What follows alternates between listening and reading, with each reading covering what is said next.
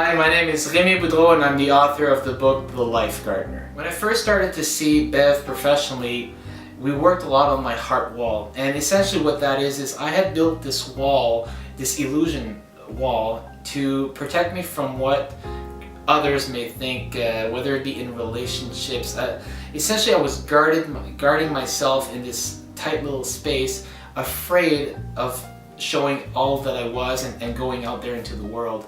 And once that was broken or torn apart, that heart wall, then we really started to go deeper into a lot of the emotions, like whether it be self-doubt or self-sabotage, anxiety. I mean, there was a whole bunch of different emotional beliefs that we released over many sessions. And essentially what that enabled me to do was to really come out of my shell and show the world who I was.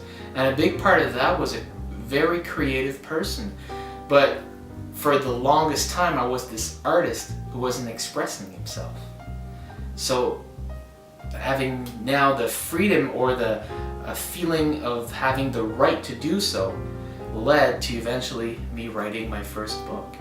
And I remember towards the end of writing the first draft, I was maybe a chapter or two before finishing, and I just pushed everything aside and I started to doubt myself, started criticizing my own work, and started to go into this mental dialogue of what others are going to think, and this is no good and nobody's going to read it.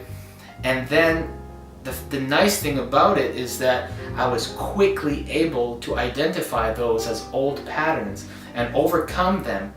And I remember the moment, because it was a few hours after that I was able to finish those last chapters, and the moment I pressed the last dot on the manuscript, I just bawled crying.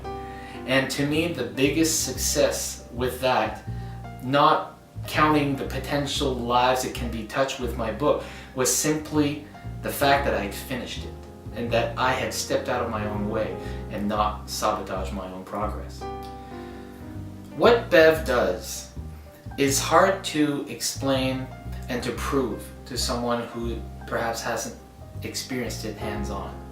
But essentially, one thing I do know is that Bev has a gift.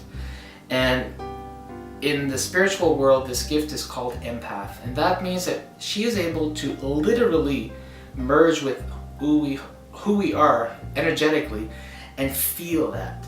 So when you go for a session with her, she'll put her hands on your hands and she literally becomes you for a fraction of a moment and can help you remove those blockages yourselves. See, that's the thing that a lot of people